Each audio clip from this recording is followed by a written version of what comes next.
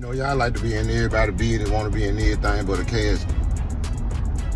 So why ain't nobody talking about the shootout that happened at Key Glock album release party last night? Inquiring minds want to know. And y'all pay close attention, because whatever Homer was saying in Key Glock era. The celebration for Key Glock's latest album release in Houston was cut short by a violent outbreak of gunfire. As shots rang out both inside and outside the venue, chaos erupted, and witnesses reported seeing victims fall to the floor. Before the smoke had even cleared and well before law enforcement arrived on the scene, the public had already reached a verdict on social media, pointing the finger directly at the CMG camp. As we speak, the internet is flooded with theories that a retaliatory strike is imminent. The narrative being pushed across all platforms is that Key Glock is preparing to respond. That is the current climate of the situation. However, we need to look at the confirmed facts of the case, because these are serious allegations with life and death consequences. Here's what has been verified. On Saturday night in Houston, Texas, at a venue called Area 29, Marcavius Cathy, better known as Key Glock, was hosting a party for his new project. Glock, the protege of the late young Dolph, was at the center of a packed house. The atmosphere shifted instantly when gunfire broke out in two distinct waves, first inside the club and then outside. Initial reports indicate that at least 3 people were struck by bullets, with some unconfirmed accounts suggesting there may have been a fatality. Video footage currently circulating online shows security rushing Glock out of the building as the venue descended into a virtual war zone. That is the documented reality of the evening. Those are the facts we can verify. The question remains, is this a continuation of a long-standing feud, or is the internet creating a narrative that the evidence doesn't yet support? Tonight, we're going to examine every piece of this puzzle, separating rumor from reality, and looking at exactly why the streets were so quick to blame CMG. This is where the situation becomes truly volatile. The internet didn't hesitate for a single second. The moment Key Glock and shooting appeared on the timeline, every hip-hop comment section was flooded with 3 letters, CMG. Immediately after, the narrative shifted to retaliation, with fans claiming Glock is now obligated to slide. To many, this feels like the tragic cycle of young Dolph all over again. This brings us to the core questions of this investigation. Did CMG actually orchestrate the attack on Key Glock's party? Is Glock truly preparing for a violent response? Or is the internet creating a cinematic narrative that the actual facts don't yet support? It is crucial that you follow this breakdown to the end. I'm going to lay out every piece of the puzzle.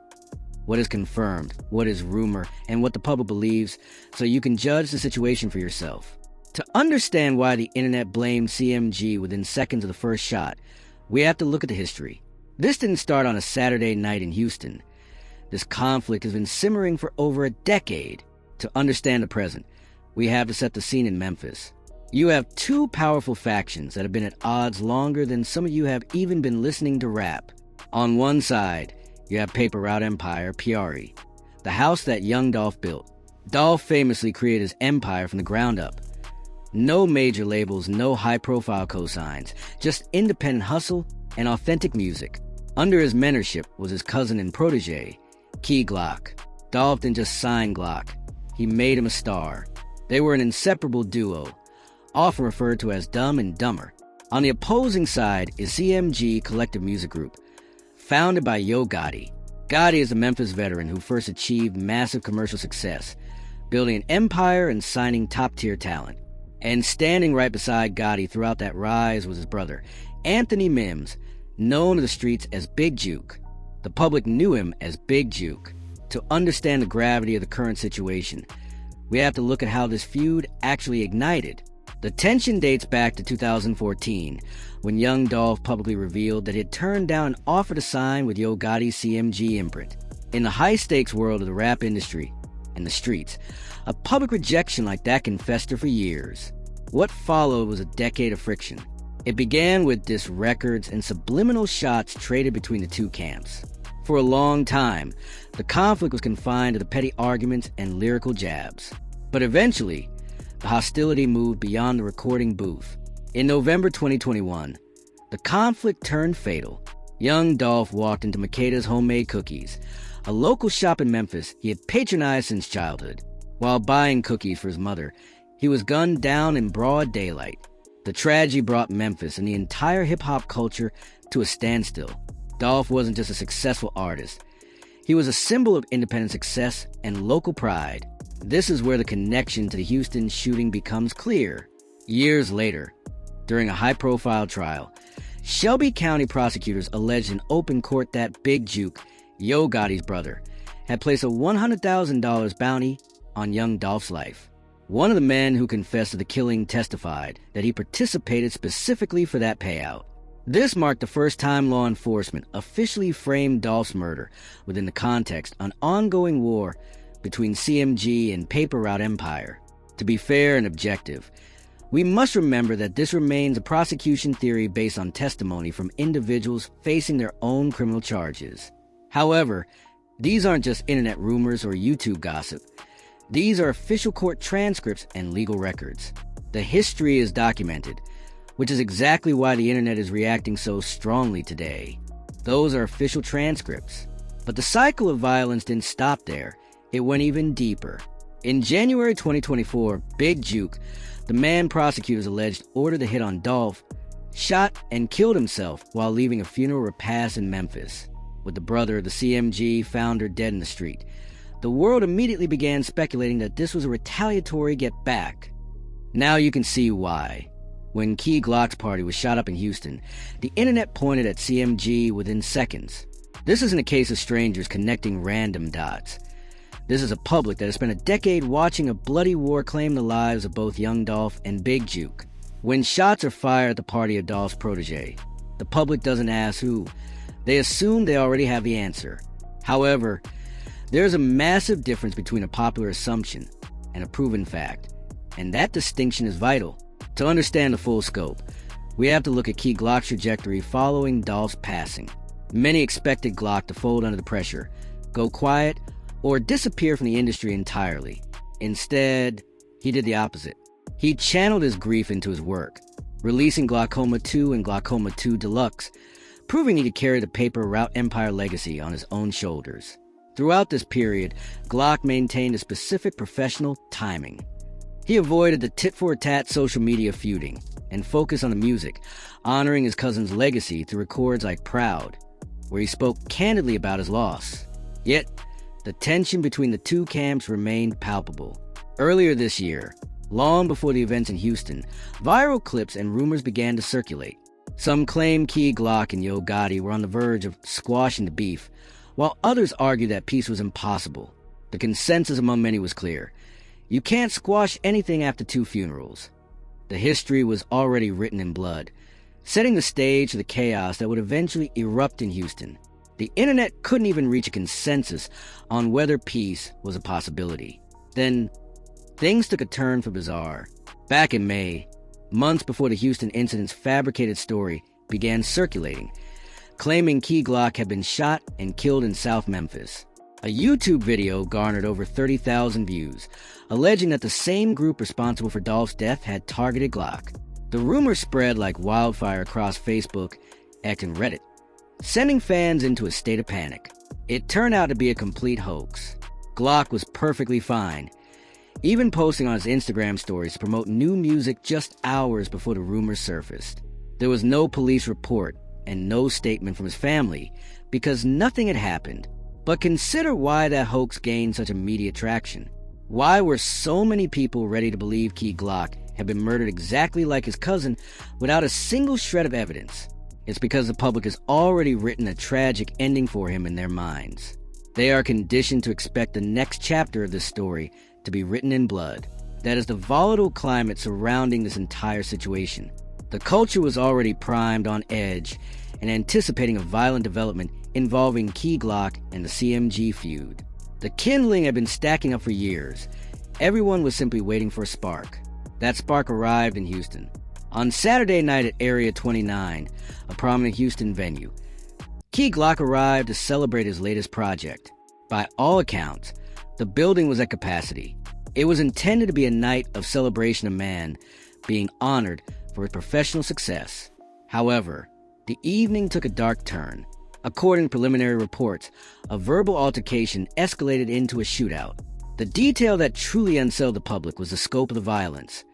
Gunfire erupted both inside the venue and outside in the parking area.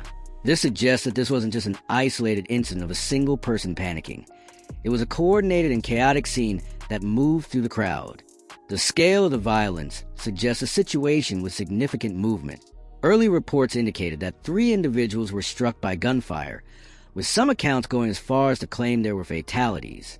However, I have to be completely transparent with you. As this news was breaking, authorities had not yet confirmed those figures. The casualty counts and rumors of deaths were coming from eyewitness accounts, not from an official police podium. It is important to wait for official verification before drawing conclusions about the loss of life. What has been verified through video footage is the sight of Key Glock being rushed out of the building. His security and inner circle acted quickly to evacuate him as the situation descended into chaos. I want to be very clear about one thing. Every credible report indicates that Key Glock was not involved in any wrongdoing. He was the headliner. He was the individual everyone was there to celebrate. If anything, he was a target of the chaos, not the catalyst for it. Glock was the reason the room was packed, and his night of celebration turned into a nightmare. This was a turning point. An event meant for achievement transformed into a crime scene with multiple casualties, and the star of the show running for his life. In the immediate aftermath, the air was filled with unanswered questions. Who started the altercation? Were the shooters even connected to the party? Or was this a random Houston club dispute that had nothing to do with Glock? Was there a specific target? Because the initial details were so scarce, a factual vacuum was created. And in that empty space where the facts should have been, the internet stepped in to write its own script. This is where the situation shifts from a local tragedy to a national conspiracy. Now, let's look at exactly how people began connecting the dots. The violence likely stemmed from a simple dispute, someone disrespecting another's partner, or 2 rival groups crossing paths. The fact that the shooting occurred at Key Glock's event does not automatically link it to him. To claim otherwise is a massive leap in logic. When the internet suggests that CMG ruined his party, they aren't investigating. They are taking a real tragedy and filling the factual void with the most dramatic narrative possible. As a storyteller by trade, I recognize the difference between a thorough investigation and a fictionalized script. This brings us to the second half of the rumors. The claim that Key Glock is already planning a get back. I want to be crystal clear, because these types of rumors put lives at risk. There is absolutely zero evidence that Key Glock has taken any retaliatory action. There are no police reports, no footage, and no credible statements to support this. The idea that he is sliding isn't a fact. It's a prediction. It is the internet attempting to write the next episode of a show that hasn't aired because it fits the movie people have created in their heads. However, if we look at how Glock actually operates, the reality is very different. After the tragic loss of young Dolph, he didn't seek public street retribution. Instead, he funneled that energy into his craft. He made the best music of his career, carried the Paper Route Empire legacy on his shoulders, and honored his cousin's name through his records, not through violence. If we judge a man by his track record, the only fair way to judge anyone, Key Glock's pattern isn't sliding. His pattern is grinding. The internet is projecting a persona onto Key Glock that his own history simply doesn't support. Here is my take on the situation. The shooting was real, and the history of tension that makes people suspicious is also real. However, the specific claims that CMG ordered the hit and that Glock is currently retaliating are merely theories being treated as verdicts. We've seen the streets be wrong before. Remember the viral, fake story about his death back in May? Everyone believed it, yet it was a total lie. Real recognizes real, and the reality here is that we don't know the truth yet. Anyone claiming to have the full story is selling you a script, not the facts. For Key Glock, this situation is a nightmare on top of a nightmare. Consider the weight he already carries. He lost Dolph, his cousin, mentor, and the man who made him. He had to process that grief in the public eye while rebuilding himself and his career. Now, on a night intended to celebrate his hard work, gunfire transformed his triumph into a tragedy. Regardless of who pulled the trigger or why, having your celebration turn into a crime scene is a heavy burden to bear. Beyond the actual trauma of the night, he is now being forced into a narrative he didn't write. The internet is telling the world he's going to war, placing immense pressure on him to play the character they want him to be. This is a dangerous game to play with a human life. We have to remember that these are real people, not fictional characters in series.